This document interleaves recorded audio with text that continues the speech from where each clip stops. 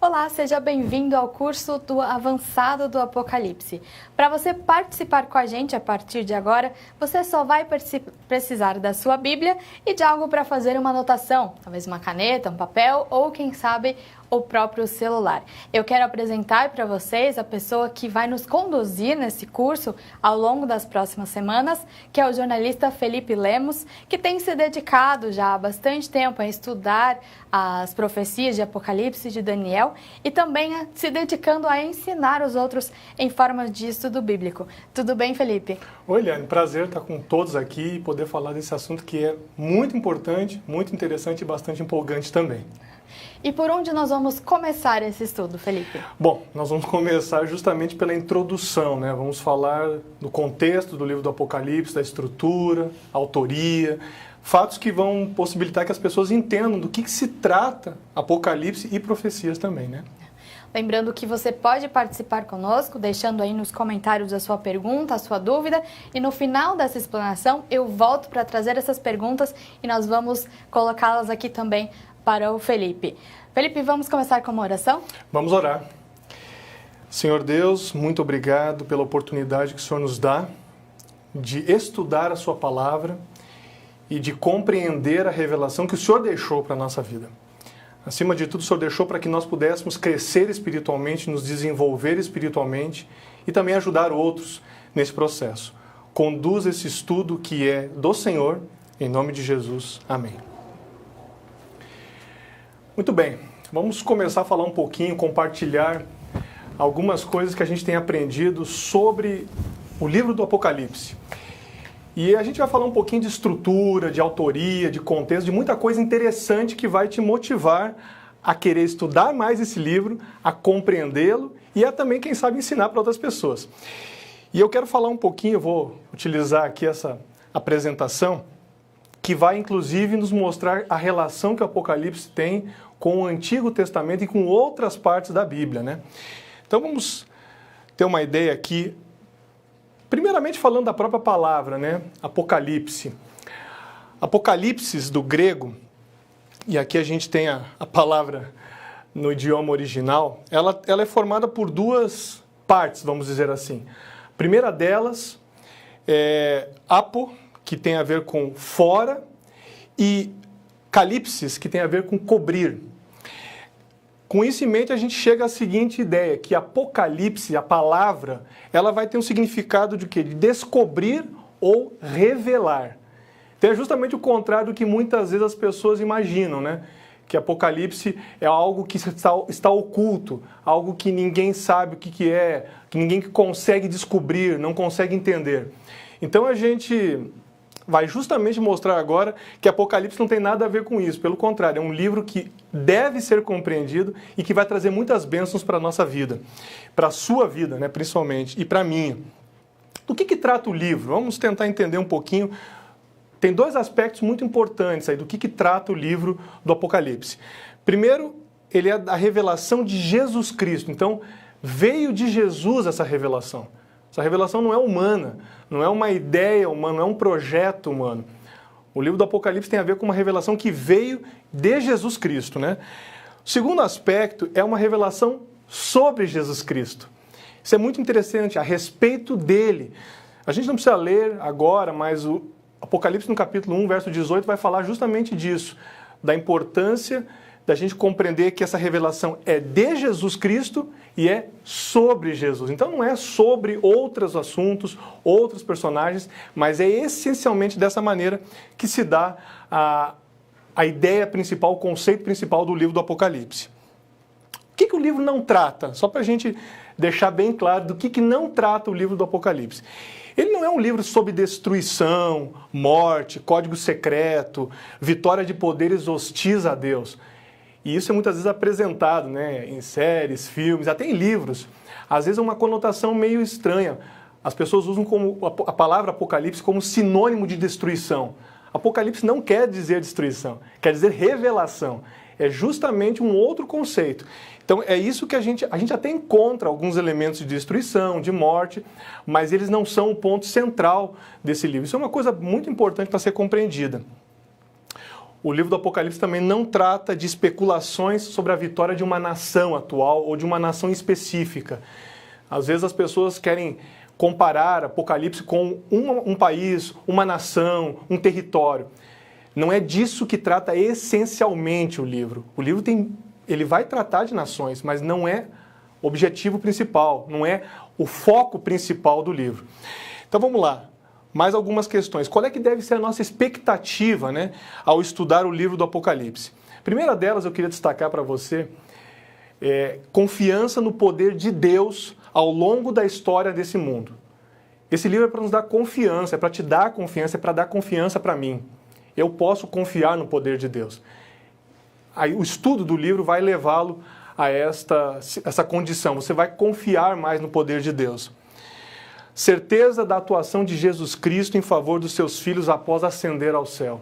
Isso é muito interessante. Claro, Jesus tem cuidado sempre, né? Mas o Apocalipse vai enfatizar o que ele faz após ascender ao céu. O cuidado que ele tem para conosco, ele não nos abandona. Isso fica muito evidente no livro e mostra até em detalhes o cuidado que Jesus tem com cada um de nós, né? E, finalmente, a necessidade de preparo espiritual para viver para sempre com Cristo na Nova Jerusalém. Este é um outro objetivo, né, do livro do Apocalipse, uma certeza que ele nos dá, de nós estarmos preparados espiritualmente. O livro fala bastante a respeito disso, a gente vai conseguir compreender ao longo do nosso estudo, desse nosso curso, e com certeza você vai perceber que isso é um alento muito maior para a vida do que, às vezes, outras expectativas que nos dão. 3 aspectos aí que nós podemos agora tratar sobre profecia. Se você está com a sua Bíblia aí, você pode conferir depois ou agora. Primeiro ponto é confiança nas profecias de Deus. Eu quero ler esse texto, 2 Crônicas, capítulo 20, verso 20. Na minha versão, diz assim: Pela manhã cedo se levantaram e saíram ao deserto de Tecoa.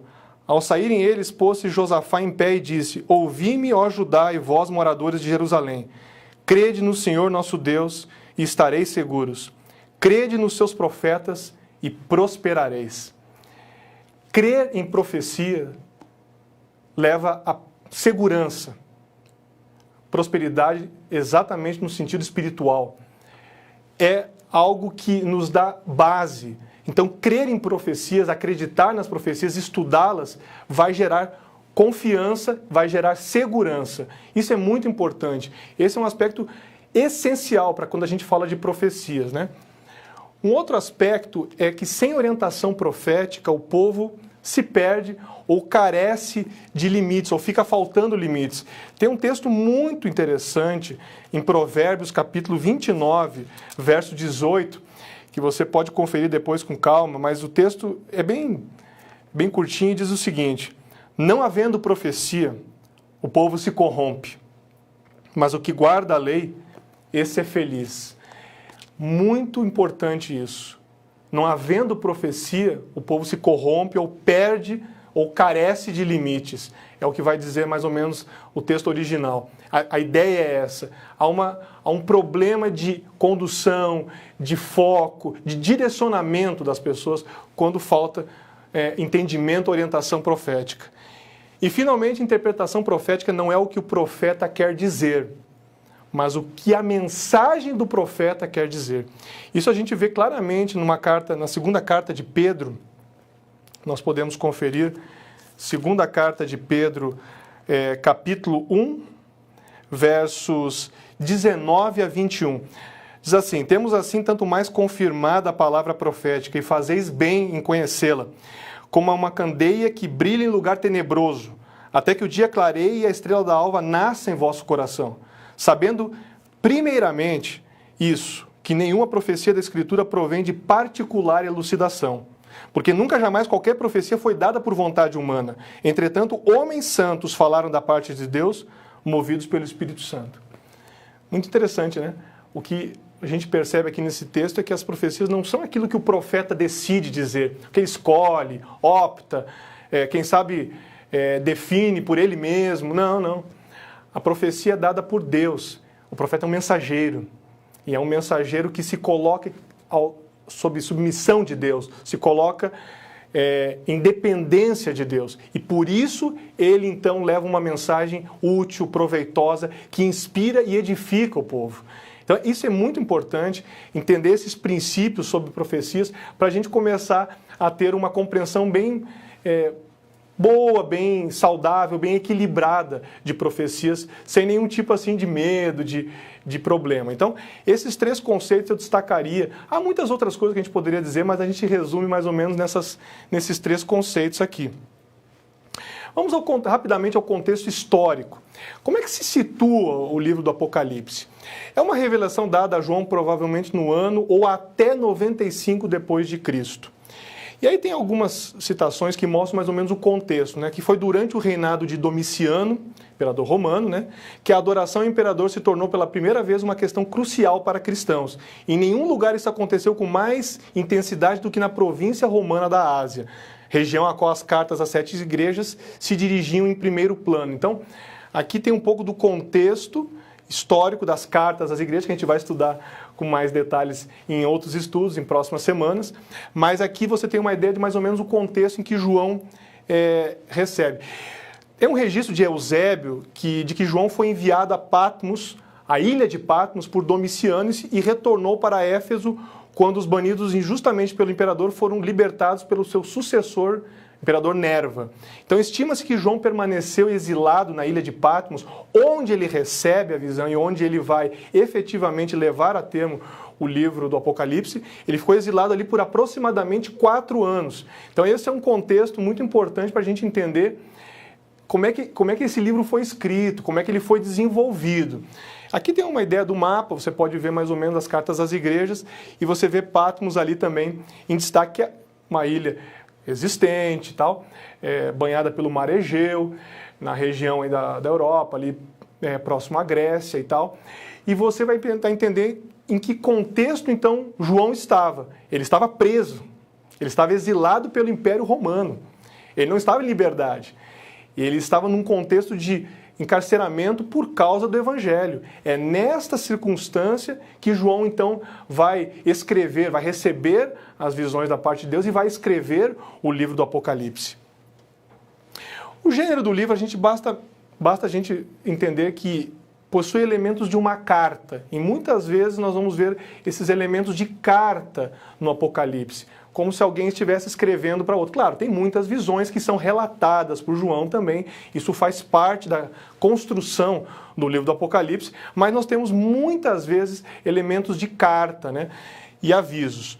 Um conteúdo, então, totalmente profético, né? Depois a gente vai estudar um pouquinho, a gente vai falar um pouquinho sobre a estrutura. Mas antes eu queria falar dos propósitos do livro. Tem 2 propósitos muito importantes que você deve ter em mente. O primeiro deles é aquele explícito, aquele que aparece mais, que é uma orientação futura do conteúdo da profecia do livro. Eventos que devem ocorrer. E aí muita gente fica mais focada nisso, né? Mais preocupada com isso. O livro fala, claro, de coisas que vão acontecer. Traz revelações, mas ao mesmo tempo o livro foca muito, ele destaca muito a necessidade de preparo espiritual para a volta de Jesus Cristo. Esta é uma ênfase muito clara. Por que eu estou falando isso agora no começo? Para você ter em mente que esse livro não é para satisfazer apenas a curiosidade. Não é só para você saber um detalhe ou outro, uma data, o significado de um símbolo, ou até por que isso aconteceu, ou ficar especulando. Não é só para isso. O objetivo aqui é preparar você espiritualmente, é me preparar espiritualmente. Eu preciso compreender melhor o que vai acontecer e o que Jesus está me dizendo, e aí com isso eu utilizo essas informações para me preparar, para solidificar a minha fé, a minha confiança no poder de Deus. Então essa é a razão que está por trás desse livro, e essa é uma razão muito importante que precisa ser sempre lembrada, né? Bom, quando a gente fala de estrutura do livro, a gente precisa entender que existem os teólogos, os estudiosos que se dedicam profundamente ao livro, eles vão oferecer vários modelos de estrutura. Nós podemos ter um modelo mais simples, que é basicamente em 3 partes, é um modelo mais simples. Mensagem às 7 igrejas da Ásia, né? Cartas literais, mas com uma aplicação ampliada para a história do cristianismo, indo mais ou menos do capítulo 1, verso 9, até o capítulo 3, verso 22. Esta é uma forma de dividir essa primeira parte. A segunda parte é uma parte mais histórica, que revela a igreja cristã do primeiro século até o começo do período conhecido como Tempo do Fim. Não se preocupe que tudo isso a gente vai esclarecendo ao longo dos estudos, né? Esses seriam os capítulos, mais ou menos, capítulos 4 até o capítulo 11. E, finalmente, nessa primeira divisão, nós teríamos uma parte escatológica, ou centrada no estudo dos tempos finais, indo até a volta de Jesus, que é um tema central do Apocalipse, né? Esta terceira parte, ela está mais ou menos compreendida entre os capítulos 12 até o 22, que é o último capítulo. Então, esse é um modelo simples de dividir o Apocalipse. 3 partes. Eu não vou voltar aqui, mas basicamente são as cartas, a parte mais histórica e a parte escatológica, que tem a ver com o tempo do fim, estudos do tempo do fim. Mas aí tem uma outra divisão que é em forma de quiasma, que é uma espécie de um X, né, que a primeira parte tem a ver com a última, a penúltima com a segunda com a penúltima, e assim vai indo. Vocês vão ver agora mais claramente o que eu quero dizer. É uma estrutura que também se apresenta para explicar como o livro foi desenvolvido, vamos dizer assim. Então você tem uma primeira parte que é uma introdução, que seria os capítulo 1, dos versos 1 a 8. Eu vou passar rapidamente porque depois vai aparecer tudo, né? Promessas de Deus aos vencedores, trabalho de Deus pela humanidade, capítulos 4 a 8. A ira de Deus misturada com misericórdia, é, digamos assim, a ênfase dessa parte, né? Capítulos 8 e 9. A comissão de João para profetizar, capítulos 10 e 11.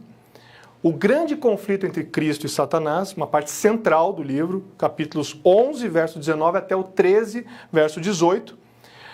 Uma parte que a gente pode chamar de Igreja proclama o Evangelho no tempo do fim, capítulo 14, muito importante. A ira final de Deus sem misericórdia, essa ênfase é dada dos capítulos 15 ao 18. Trabalho de Deus pela salvação completa da humanidade, capítulos 19 a 21.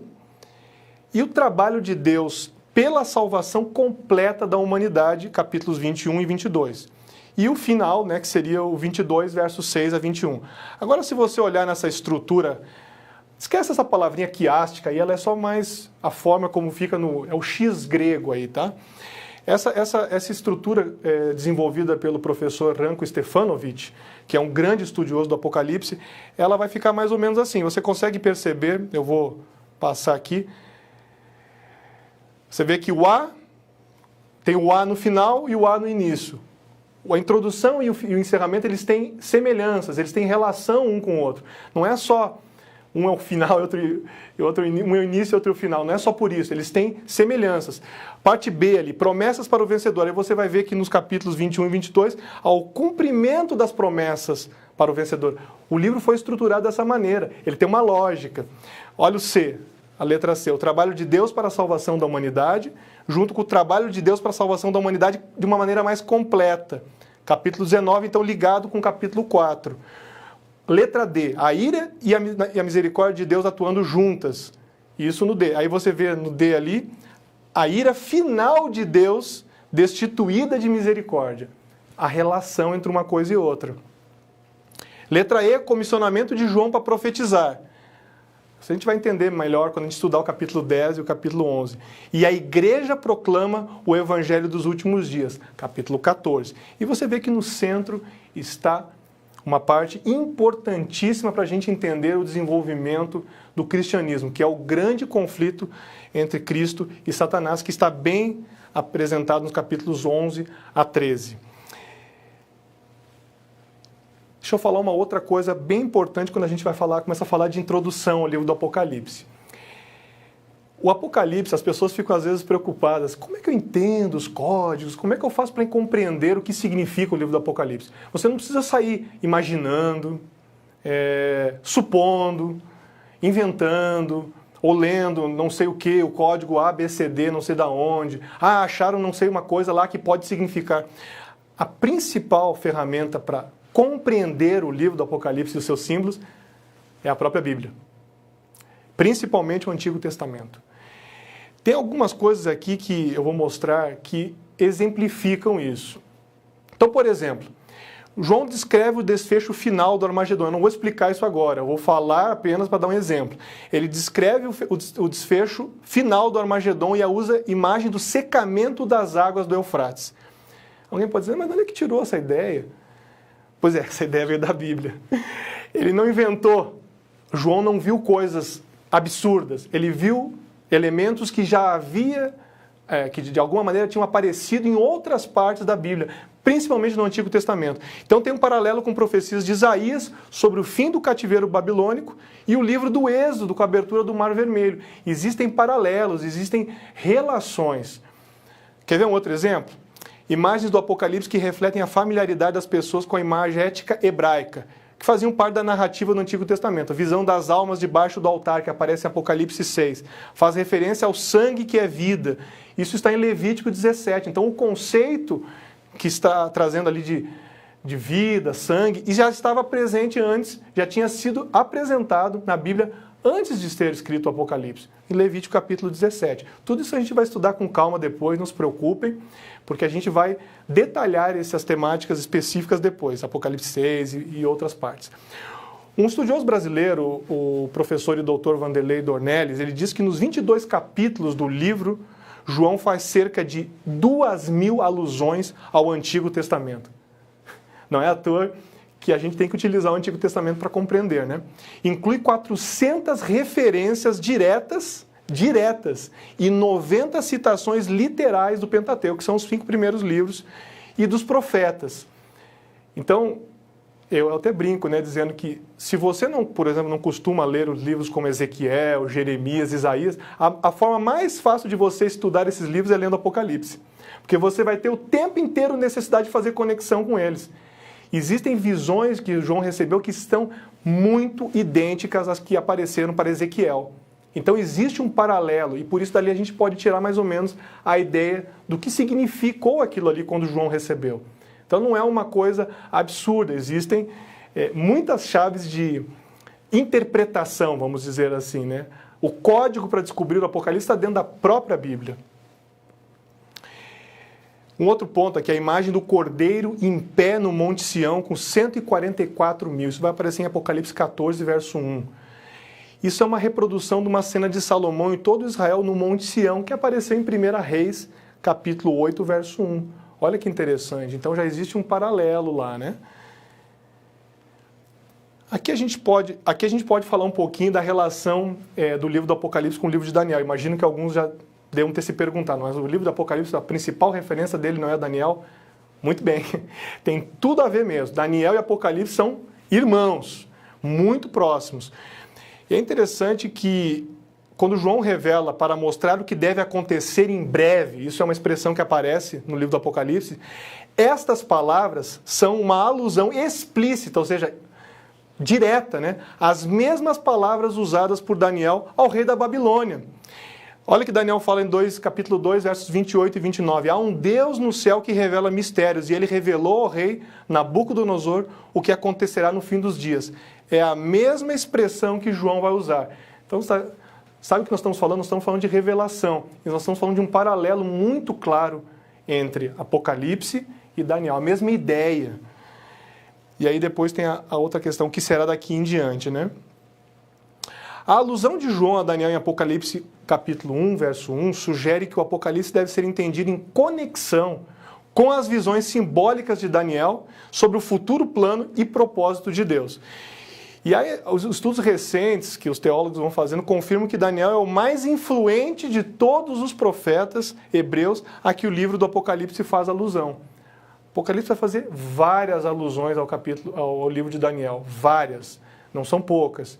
Por isso, se a gente estuda Daniel e estuda Apocalipse junto, a gente ganha mais ainda em interpretação, em contextualização. Fica bem interessante fazer um bom estudo dos dois livros, até, digamos assim, de maneira simultânea, porque você vai acabar encontrando respostas do Apocalipse em Daniel.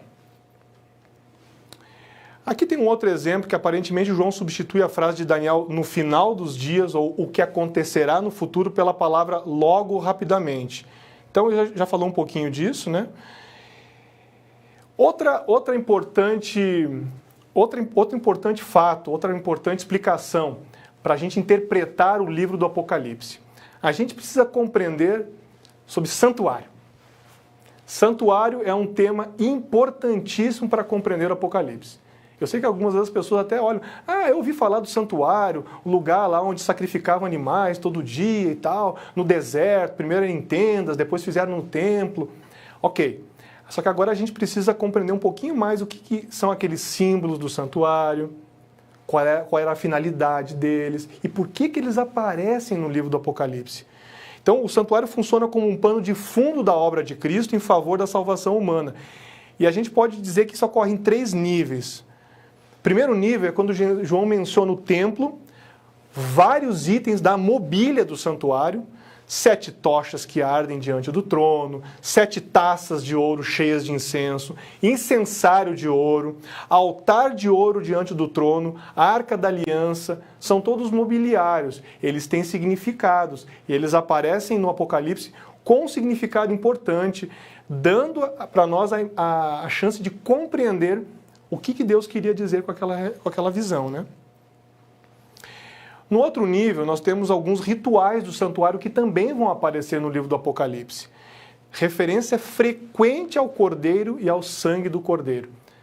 É interessante, né? No Apocalipse, Jesus é apresentado de uma maneira muito bonita, mas frequentemente ele é apresentado como Cordeiro.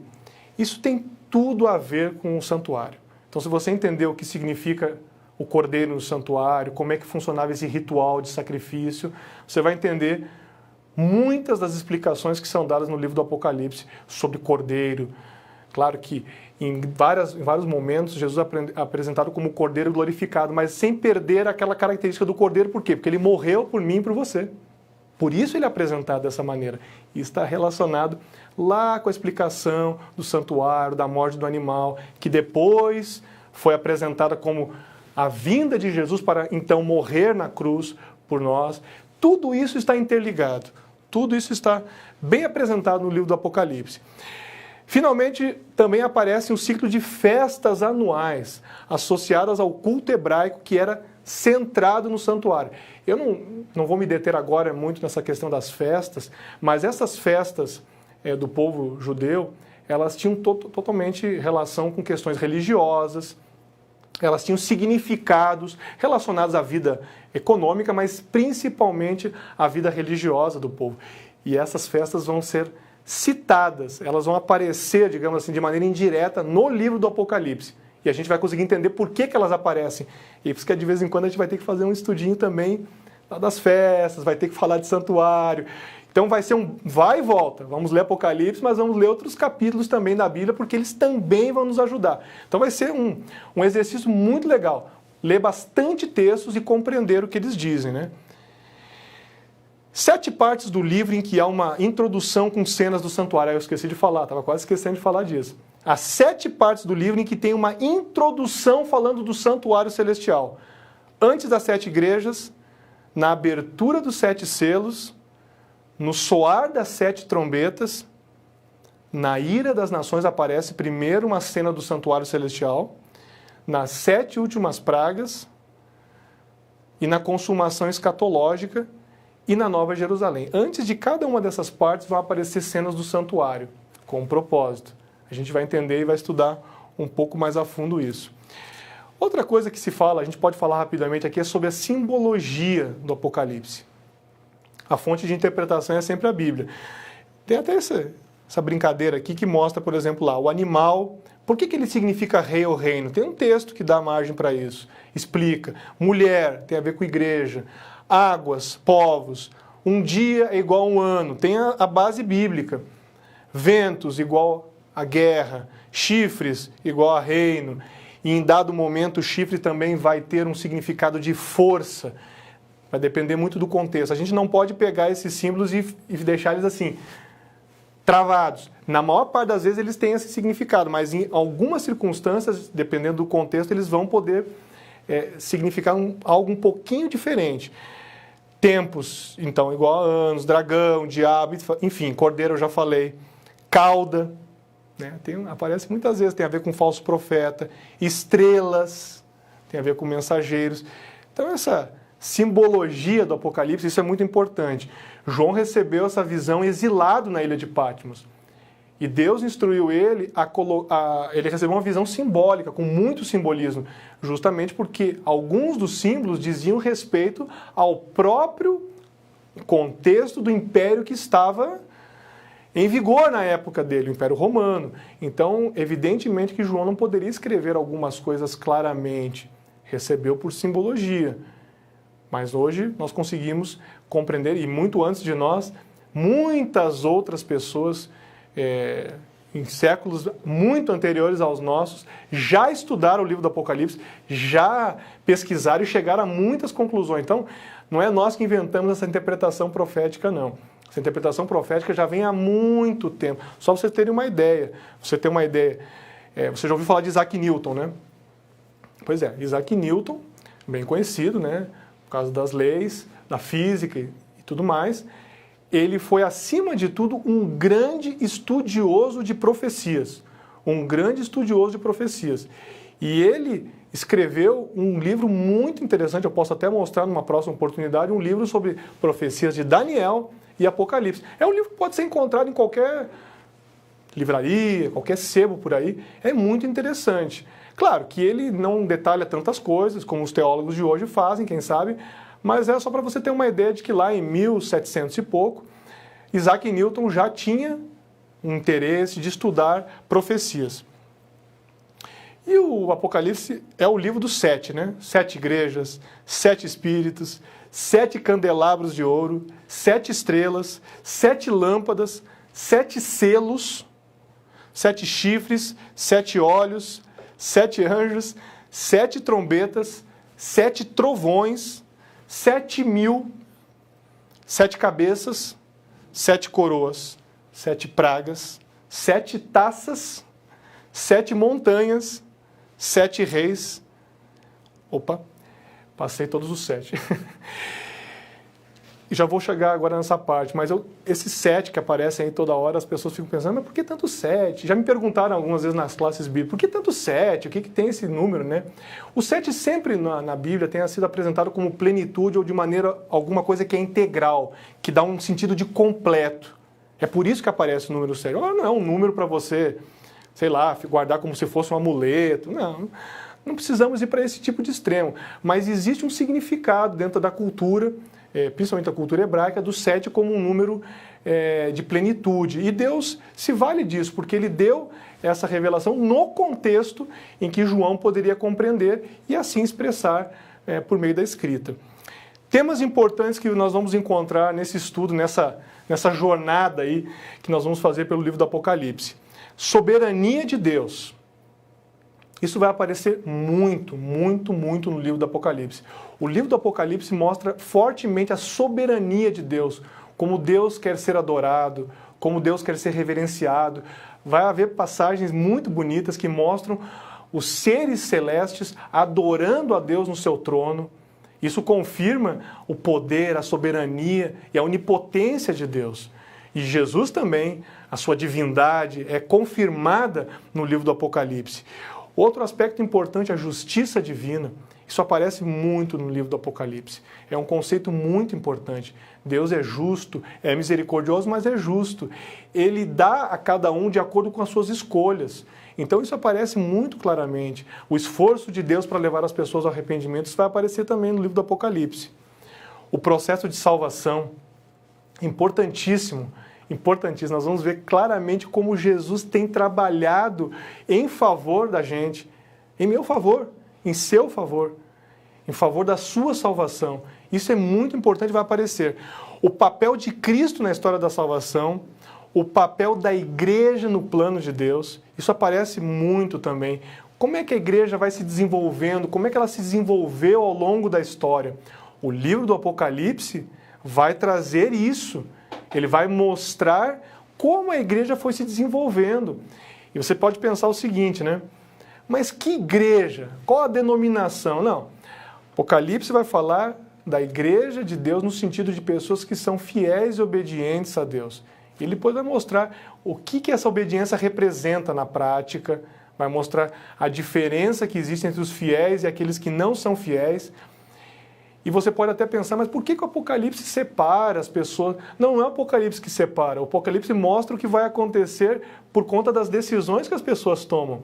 Não é Deus que separa as pessoas, não é Deus que cria divisões, são as pessoas que fazem opções em favor ou não de Deus. O Apocalipse só retrata isso, evidencia que existem grupos. Outra questão importante é o papel da profecia para comunicar o que é essencial. Interessante.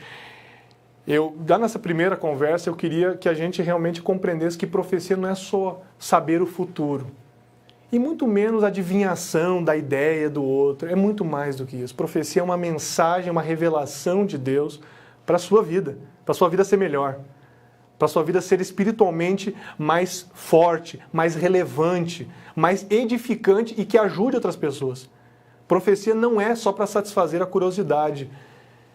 Eu descobri isso, descobri aquilo. É muito mais do que isso. Pode ter certeza de que Deus não fez todo esse empenho para dar essa visão a João só para satisfazer a curiosidade da gente, né? Pode ter certeza que Deus queria algo muito maior, muito mais bonito, muito mais compensador. E, finalmente, a decisão pessoal no preparo para o juízo. Eu sei que alguns ficam assim, né, quando fala juízo. Estou com medo do juízo. Não precisa temer o juízo. Você não precisa temer o juízo, não. Não. Você tem que conhecer como funciona o juízo de Deus. E quando você conhece como Deus julga, você fica tranquilo. Porque você depende dele. E você vê que é um julgamento, um juízo muito justo, muito equilibrado, muito correto. Só vai temer o juiz aquele que não compreende o que é o julgamento. Mas Deus, ele vai, principalmente no livro do Apocalipse, ele vai mostrar que existem, inclusive, momentos em que há uma espécie de juízo de arrependimento. Deus mostrou ao longo da história, em momentos que ele deu orientações, ele levantou movimentos que procuraram evidenciar a importância da Bíblia, mas esses movimentos foram sufocados. São tentativas que Deus fez, né, de justamente mobilizar as pessoas e levá-las a reconhecê-lo como Criador, como Redentor, como aquele que cuida de nós e nos ajuda constantemente. Aqui tem algumas biografias consultadas, a gente pode falar ao longo desses estudos aqui sobre livros interessantes. O livro principal do estudo do Apocalipse é a Bíblia, é claro. Mas existem livros de apoio. Algumas pessoas dizem, mas livros de apoio são interpretações de homens. São interpretações que nos ajudam, por quê? Porque trazem contexto histórico, trazem compreensão do significado das palavras no original. Não se esqueça que o livro do Apocalipse não foi escrito em português. Não foi escrito em português. Foi escrito em outro idioma. Então a gente, para compreender algumas coisas, precisa saber o que a palavra original diz. A gente não vai ficar o tempo inteiro falando de palavras originais, mas a gente vai ter que de vez em quando mencionar, porque elas ajudam a ter uma compreensão mais clara. Mas então eu preciso conhecer cultura e contexto? Precisa. Precisa conhecer um pouquinho de história para compreender profecias. Claro, as profecias não foram dadas, digamos assim, num vácuo. Elas foram dadas em um contexto. João tem que compreender em que situação que ele recebeu, por que aquela palavra, o que aquela palavra significava. Isso vai ajudar. Então tem sempre alguns livros que a gente utiliza. Vamos mudar aqui, a bibliografia vai mudar a cada estudo, mas basicamente a gente tem várias pessoas que já estudaram profundamente.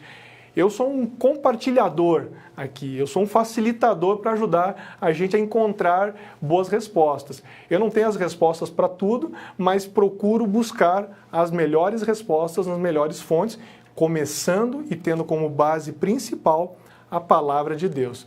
Espero que nesse primeiro momento aí a gente possa, você possa gostar e ter uma compreensão do que nós estamos começando a falar. Convido você a, quem sabe, estudar mais, buscar outros conteúdos, daqui a pouquinho a gente vai falar disso, e principalmente compartilhar essa conversa com pessoas que você acha que também gostariam de conhecer mais sobre isso. A gente tem muita coisa boa para falar nessa jornada aí. Eu espero que, com a ajuda de Deus, nós possamos ter bons momentos, boas conversas, quem sabe boas perguntas e bons questionamentos que vão nos ajudar, né? E aí, Eliane? Tudo certinho, né? Que bom. Tudo. Estava aqui acompanhando também. Separamos algumas perguntas que chegaram. Eu acho que o estudo, esse primeiro capítulo é bem importante porque é a base, né, Felipe? A gente construiu aqui o que, a partir dessa base, entendendo o que é o livro do Apocalipse, quando ele surgiu, quais são os conteúdos que nós encontramos dentro dele, as fases, né, do estudo, a gente consegue daqui para frente desenhar e aprender mais com os capítulos. Você mencionou aqui no final, realmente sobre biografias, né? A importância de também termos outros conteúdos, outras formas de conteúdo para aprender sobre profecia, seja de Daniel quanto de Apocalipse. Então, nesse momento, eu queria compartilhar com você que está acompanhando aqui o curso avançado de Apocalipse, alguns conteúdos que você pode consultar, né? Você vai estar sempre à disposição. Se você ficar com alguma dúvida, você também pode ir lá aprender mais e continuar acompanhando esse curso de estudo do Apocalipse.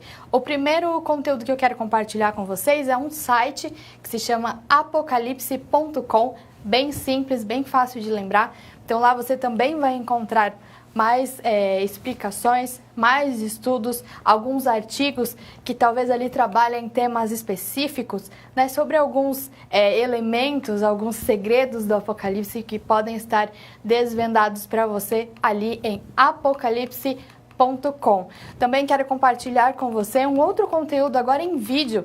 Você também pode assistir um documentário muito interessante que aborda justamente sobre profecia, Daniel e Apocalipse, chamado O Próximo Reino. E ele está disponível para você lá no site feliz7play.com. Nesse feliz7play.com você também vai encontrar mais material para você estudar sobre a Bíblia e aprender também mais sobre a palavra de Deus, as verdades que Deus nos deixou na Bíblia. Felipe, vamos a algumas perguntas? Vamos lá.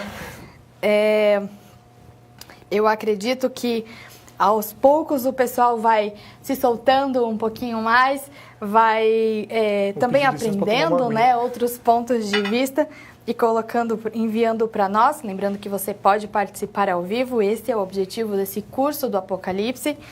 E nós temos uma pergunta. O Apocalipse ele foi escrito por João, o discípulo amado, o discípulo de Jesus, ou por algum outro João da Bíblia? Tudo indica que é o João, discípulo amado. Não é o João Batista, por exemplo. Então, tudo indica que sim, que era o João, discípulo amado. Existem vários estudos que apontam para isso. No livro, é o estilo do texto dele, segundo os que estudam o grego, que evidencia isso. Então, é pelo estilo literário que eles acreditam que tenha sido João, discípulo amado. E João escreveu outros livros da Bíblia também? Sim, nós temos aí as cartas, né, inclusive, né? Temos as cartas aqui, que são, inclusive elas vêm, elas vêm um pouquinho antes, né, de Apocalipse, e são cartas bem interessantes também. Então esse é um exemplo. João, sim, foi claro, sem falar que nós temos o Evangelho, né, e isso é até uma coisa importante. Foi boa essa pergunta, porque é o seguinte, o Apocalipse, ele de certa maneira, vejam, cuidado com o que eu vou dizer. Ele, de certa maneira, é também um aspecto relacionado ao Evangelho, porque ele apresenta também o que Jesus passa a fazer quando ascende. Então, claro que ele não tem a mesma estrutura do Evangelho, não é a mesma coisa, mas ele também, de certa maneira, é um Evangelho. Alguns até chamam, né, o Evangelho de Patmos. Tem até um livro do professor Paulinho que diz que que chama de o Evangelho de Patmos. E é muito legal mesmo, porque ele traz as boas novas, só que numa outra fase de Jesus. Então, tudo a ver com João também, né? E essa pergunta ia fazer uma linha com a minha próxima pergunta, que na verdade então por que João resolveu escrever o Apocalipse em forma de símbolos enfim, com essa linguagem totalmente diferente dos outros livros que ele já havia escrito? Essa é uma das coisas que eu até mencionei rapidamente antes, mas o contexto em que João está explica isso. Ele estava exilado na ilha de Patmos, estava preso. Tá? Vamos usar a palavra mais comum. Exilado e preso. E ele estava preso por motivo religioso durante o Império Romano. Então, muitas das visões, a gente vai estudar isso mais claramente, muitas das visões dizem respeito, ou tocam também no Império Romano. E João, evidentemente, isso é uma providência divina, ele vai receber essas visões simbolicamente, justamente para que quando ele vá registrar, não tenha um registro contra o próprio império que o havia prendido, que havia exilado. Então há uma questão. Outras questões também, algumas pessoas falam também sobre essa questão do simbolismo, porque o que acontece? João, ele recebe uma visão ele vai receber uma visão sobre fatos e acontecimentos que vão ocorrer muito tempo depois dele. E Deus, como Deus agiu, olha que interessante, que inteligência divina.